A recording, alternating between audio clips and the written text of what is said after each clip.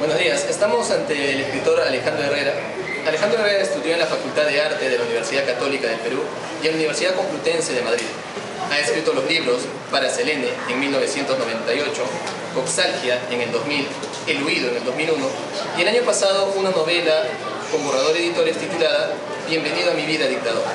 Actualmente vive en Londres, en donde se dedica a la enseñanza. ¿Cómo estás, Alejandro? ¿Qué tal? Muy bien, feliz de estar aquí. No me esperaba esta audiencia. Los muchachos obviamente prestos a escucharte y yo muy contento de que estés aquí y presentar tu novela. ¿Qué tal te recibió Perú en estos días que has estado aquí?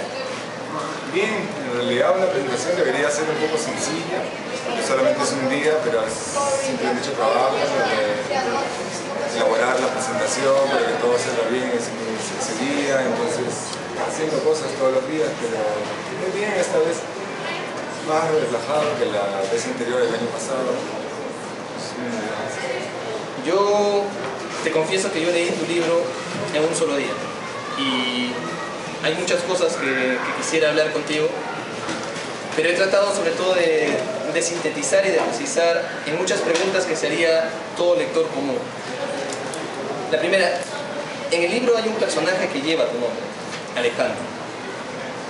Alejandro también estudió arte en la Universidad Católica y también estudió en la Universidad Complutense de Madrid.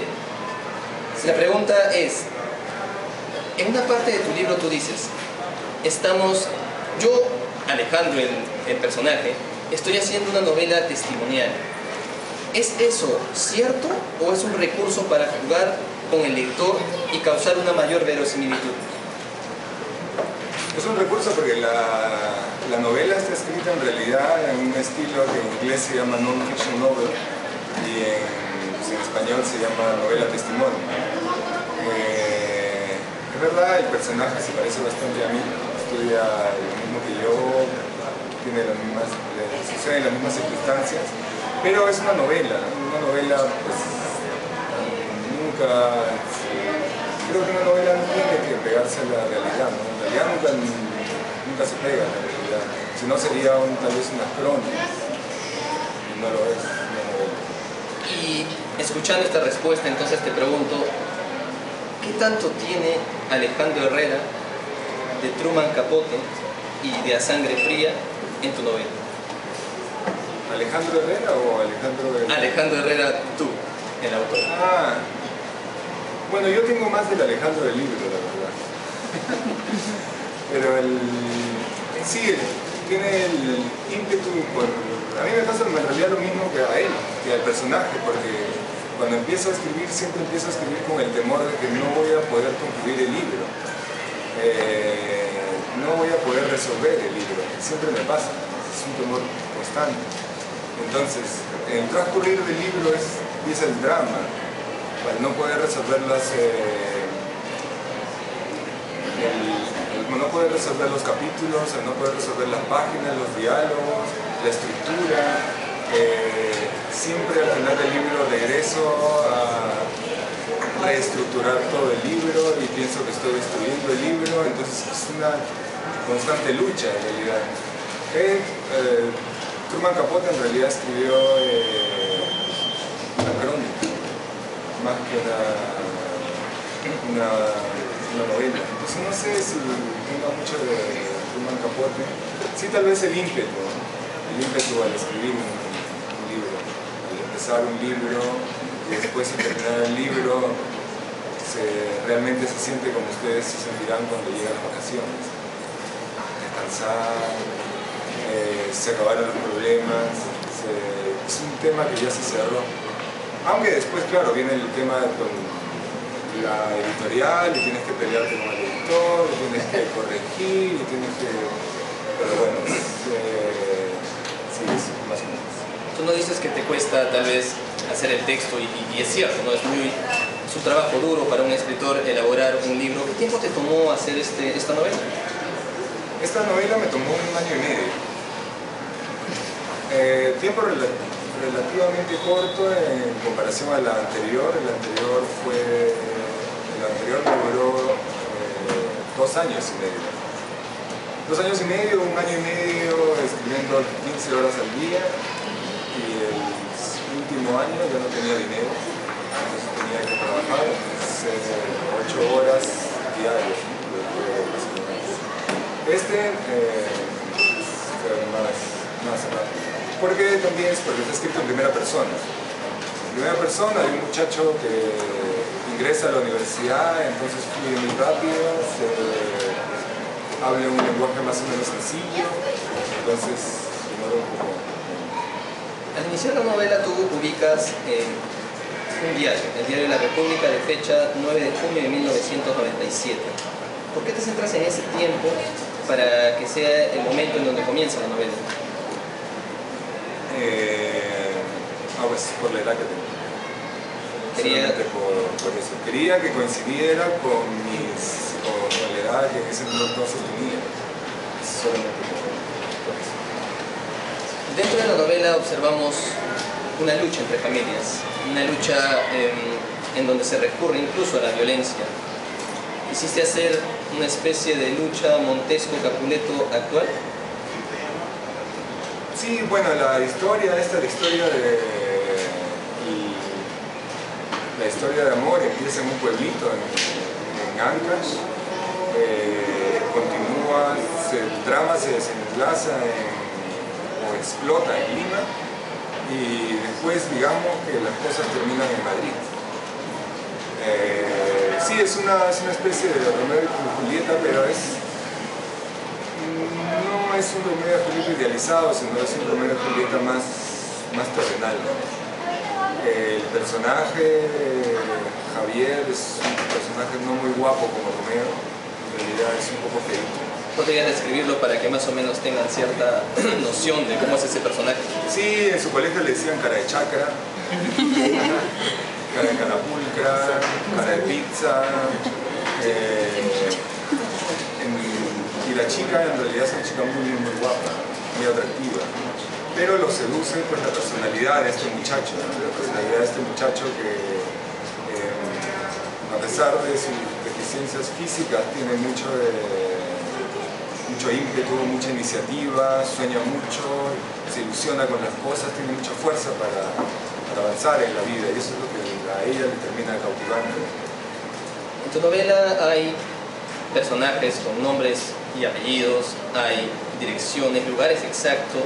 Incluso aparece un personaje llamado Bruno Pollack, el cual tú, al iniciar la obra, dedicas esta novela a Bruno Pollack. ¿Esos personajes que tú nombras son nombres reales, son personajes existentes y juegas con eso para la ficción? Qué curioso. Bruno Pollack está aquí. Enfócalo, por favor. Es una coincidencia, no sabía que me iban a preguntar eso. Lo siento. Sí, Bruno Pollack es un amigo del personaje. Su verdadero nombre sí es Bruno Pollack.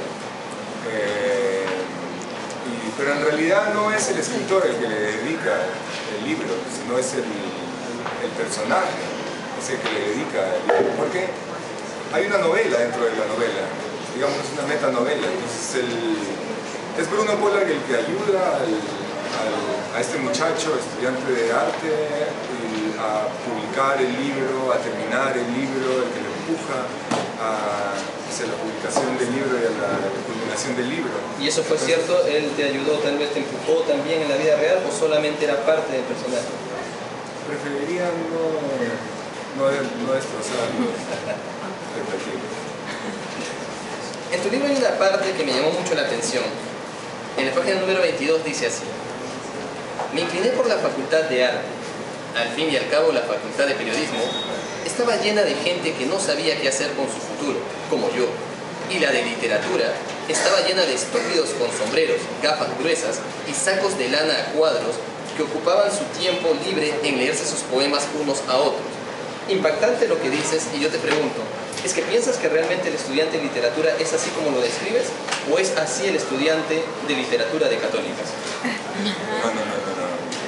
Es lo que piensa Alejandro en un momento de confusión, es lo que piensa Alejandro, o es lo que él quiere pensar para al final decidirse por la Facultad de Arte. No es lo que piensa. Pero digamos que es el cliché, pues el muchacho que cuando le preguntan, oye, ¿tú quieres estudiar? ¿Publicidad?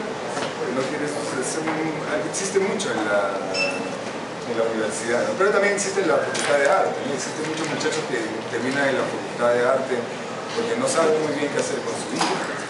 Y en la publicidad también, y supongo que en muchas carreras. Amelia, la protagonista de la novela, es un personaje en donde se centra las desgracias de todo lo que acontece en este mundo narrado. ¿Por qué elegir un personaje femenino? Porque tal vez llama la atención del lector, porque tal vez es más verosímil que sucedan estas desgracias al personaje femenino, o cuál fue la intención para tomarla. No, porque si hubiese sido un personaje masculino, entonces hubiese sido una relación homosexual.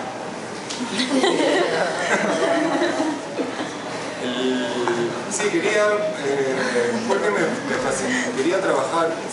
En todos mis libros siempre hay un personaje femenino y me gusta mucho trabajarlo, el personaje femenino, la mente femenina, cómo piensa una mujer y los dramas en realidad de una mujer. En realidad mis dos personajes, como el libro anterior y este, los dos son prácticamente adolescentes. El libro anterior es una Luisa, que probablemente tiene la edad, ¿qué edad tiene? ¿14? 16, sí. Entonces, la misma edad, y son los dramas de Luisa cuando está terminando la escuela, después no termina la escuela porque se enamora y escribe sus diarios, y los diarios está impregnado pues todo su corazón. En este libro igual, pero en este libro no es un personaje tan inocente como el anterior, sino es un personaje que, a pesar de irradiar inocencia, es un personaje que tal vez podría ser un poco manipulador, un poco inescrupuloso, un poco oscuro.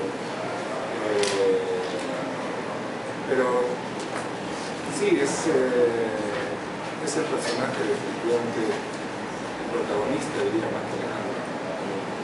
A mí algo que me llama la atención también es que tú tratas temas muy delicados, como por ejemplo el tema del incesto, pero no utilizas tal vez lo que quieren hacer muchos escritores en las partes crudas, sino que tú te vas más a la situación y no a lo descarnado del momento. Yo no he encontrado ningún tipo de descripción sexual en detalle, sino de manera general. Yo te pregunto, incluso tú citas a un personaje llamado Anaïs Nin, o Anaïs Nin en español, en donde se puede percibir ya desde páginas anteriores que vas a hablar del tema del incesto. ¿Por qué tratar ese tema del incesto? ¿Es que algún autor te influenció a ello o tenías ya ese tema elaborado especialmente para esta novela? No, es porque vengo de la Sierra, de un pueblito pequeño. En mi pueblo, que es un pueblo muy pequeño en Ancash, donde yo nací, todos son primos de alguien. No sé si alguien viene de la sierra. Vienes de un pueblito pequeñito, ¿no? Bueno, yo sí, siempre cuando era pequeño, siempre venía gente a mi casa y mi mamá me decía, saluda a tu tía, te presento a tu tía, te presento a tu prima, te presento a tu hermana. Al final que todo el medio pueblo era mi familia. Entonces ese día siempre estuvo en mi cabeza. E inclusive en mi familia se ha dado algunos casos. Diversos personajes en la novela dicen que Alejandro, el protagonista, necesita un psicólogo.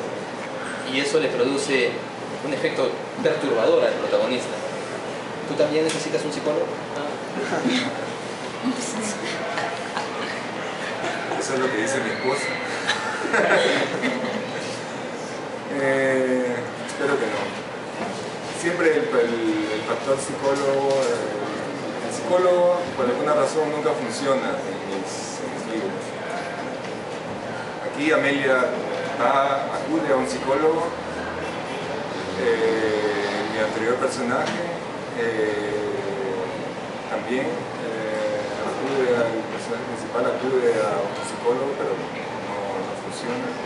No sé, tal vez es porque cuando era niño yo en realidad quiero pensar que no tenía ningún problema psicológico, solamente de actitud. Entonces mi madre me llevaba a un centro, y dos veces por semana leía Centro de Salud Mental, Video y Lucha.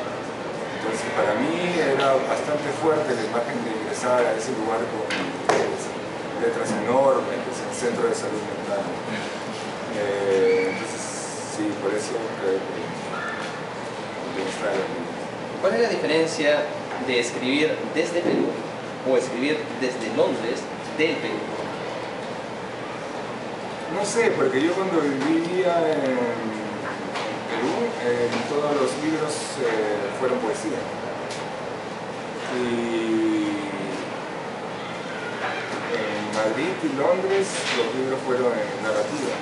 Entonces, no lo sé, digamos que siento un poco más de tranquilidad tal vez.